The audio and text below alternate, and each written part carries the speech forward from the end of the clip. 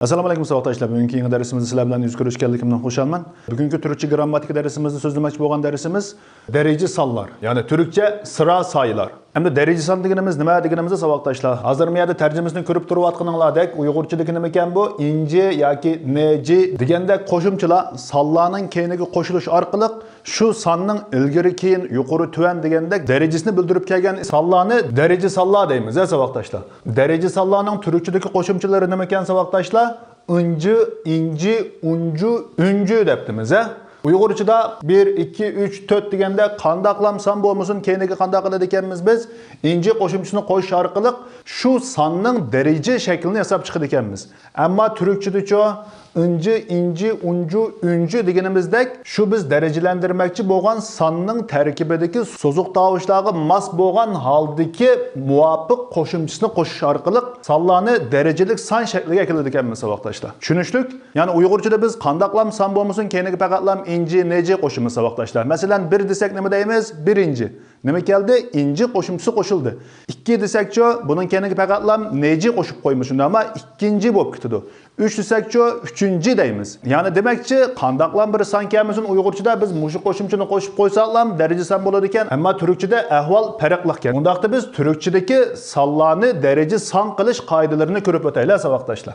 Normal sonlarni daraja songa aylantirish uchun diqqat savatdoshlar. Agar shu sonning oxirgi bo'g'imida a, I so'zi qarapi bo'lib qolsa, biz inji qo'shimchasi qo'shish orqali shu sonning daraja shaklini yasaymiz. Agarda shu sonning oxirgi bo'g'imida I so'ziq tovushlari bo'lib qolsa, inji qo'shimchasi qo'shish orqali daraja shaklini yasaymiz.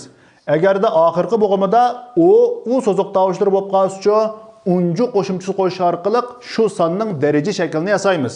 Agarda oxirgi bo'g'imining tarkibida u so'ziq tovushlari bo'lib qolsa, unji qo'shimchasi qo'shish orqali daraja shaklini yasaymiz savatdoshlar. Endi buningda burun biz o'rganib o'tgan grammatikalik qoidalarga ba'zi o'xshamaydigan joylari bor savatdoshlar. Burun biz o'rganib o'tgan ism jumla yoki boshqa grammatikalik qoidalarda nima degan edik? Qo'shimcha qo'shgan vaqtimizda ikki so'ziq tovush biriga kelib qolsa qanday qiladi savatdoshlar? Yarashtiruvchi harf degan bu y harfini o'ttirg'i qo'yib, biz bu masalani hal qilgan edik. Endi bu daraja qo'shimchasi qo'shish qoidasida savatdoshlar, agarda shu sonning oxirisi so'ziq tovush bilan oxirlashib qolgan sharoitda biz bu ikkisi biriga kelib qolgan so'ziq tovushlarning o'ttirisiga y harfi qo'ymasdan bu qo'shimchalarning oldida kelgan I, U, Ü'den iborat bu so'ziq tovushlarni o'chiruvimiz savatdoshlar. Ya'ni burun o'rganib o'tgan ba'zi qoidalarga o'xshash ikki so'ziq tovush biriga kelib qolsa, o'ttirisiga y harfi qo'ymasdan qanday qiladi ekanmiz? Bu qo'shimchalarning oldidagi bu so'ziq harflarni o'chirib ekanmiz. Mushu bo'yicha bilib olsak bo'ladi. Undaqda biz bu misollarga qarab boqaylik savatdoshlar. Bir deptimiz, biz birinchi demoqchi bo'lsak qanday qilamiz savatdoshlar? Shu sonning oxirgi bo'g'imiga qaraymiz dedik. Bu bir bo'g'imlik bir son ekan. Tarkibida qaysi so'ziq tovush bor ekan savatdoshlar? I so'ziq tovushi bor ekan. I so'ziq tovushi bo'lib qolsa nima qo'shatdik savatdoshlar? Inji qo'shimchasi qo'shatdik. Shundaqmi? Shuning bilan buning bo'lib ketdi birinchi bo'lib ketdi. Keyin qarasak nima debdi? 2.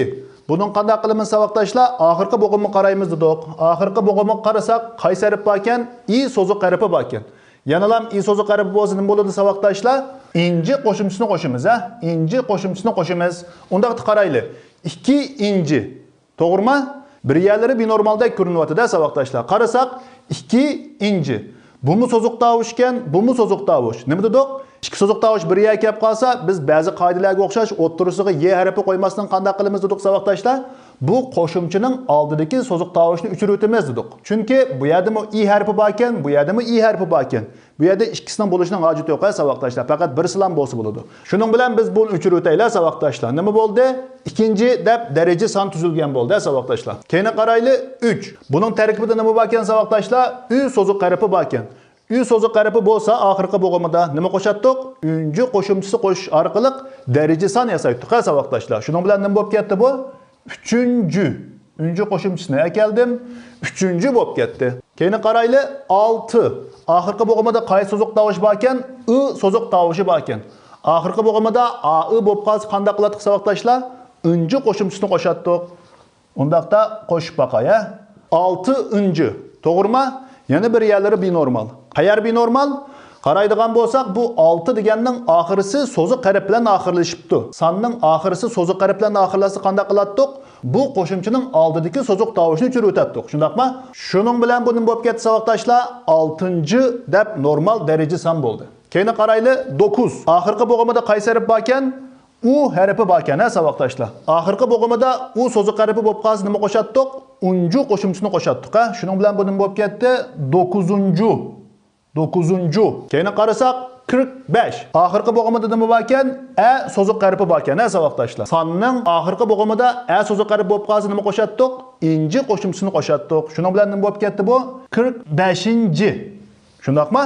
Yani bu misalda nimani keltirib chiqara olamiz savoqdaşlar? Mayli u son 1 xonalik son bo'lsin, 2 xonalik, 100 xonalik son bo'lib ketsin, bizning bu sonlarning oldingi qismlari bilan aloqamiz yo'q. Shundaqmi savoqdaşlar? Biz qanday qilamiz? Eng oxirdagi songa va eng oxirgi bo'g'imiga qaraymiz savoqdaşlar. Eng oxirgi bo'g'imiga asosan biz qanday qilamiz? Muvofiq bo'lgan daraja qo'shimchalarini qo'shamiz, savoqdaşlar.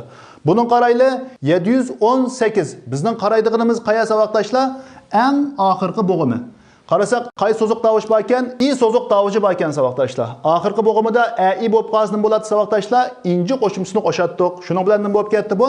8-chi. 8-chi. Ya'ni 718-chi. Buning oldiga mayli men 1000 deb qo'yay, million deb qo'yay, oxirisi o'zgaramda qat'iy o'zgarmaydi savoqdaşlar. Buning oldiga masalan nima deb boqayli? 2000 deb boqayli. 2718-chi. Ya'ni o'xshash, hech qanday o'zgarish bo'lmaydi. Keyin qaraydigan bo'lsak 1000. Tarkibida nima bor ekan savoqdaşlar? I so'ziq harfi bor ekan. Oxirgi bo'g'imida ai bo'lib qolsin bo'ladi, inji. Shuning bilan buning bo'lib ketdi savoqdaşlar 1000-chi, ya'ni 1000-chi degan daraja son bo'ldi. Keyin qarayli million. Oxirgi bo'g'imida qaysi harf bor ekan? O so'ziq harfi bor ekan savoqdaşlar. Oxirgi bo'g'imida u bo'lib qolsa qaysi qo'shimchani qo'shatdik?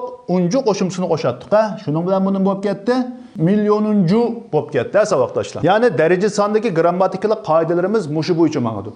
Endi ma tarafga qarasak 1 2 3 deganni son yozib qo'yapmiz.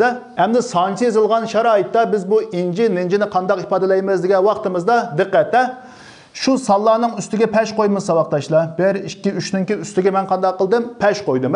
Buning keyiniga bu qo'shimchalarni yozib qo'ysak, son shaklda ifodalangan sonlarni darajalantirgan bo'lamiz. Qarasak 1 inji debtimiz, inji qo'shimchasini qo'shibdimiz. Shuning bilan bo'ldim bo'lib ketdi 1-chi. 2 desakchi, qaysi qo'shimchasini qo'shgandik? Neji qo'shimchasini qo'shgan edik. Shuning bilan bundan bo'lib ketdi 2-chi bo'lib ketdi. 3 desakchi, 3-chi qo'shimchasini qo'shibdimiz. Shuning bilan bundan bo'lib ketdi savoqdaşlar 3-chi deb qo'shimchalarni mushu bo'yicha yozgan bo'ldik. Ya'ni daraja sonlik asosli grammatikalik qoidamiz mushu. Diqqat qilib olgan nuqtamiz nima ekan? Uyg'urchada sonlarning keyiniga inji, neji qo'shimchalarini qo'shib daraja son yasaydi ekanmiz. Ammo turkchada-chi inji, inji, unju, unju qo'shimchalarining muvofiqini qo'shish orqali daraja son yasaydi ekanmiz. Mushlarni bilib olsak bo'ladi. Bugungi darsimiz asosliq bilib olmoqchi bo'lgan nuqtalarimiz mushulardan iborat. Savoqdaşlarning darslarini yaxshi takrorlab o'zlashtirib, menga tilakdoshman. Kelajak qatimliq darsimizda ko'rishga omon bo'linglar. Allohga emanet.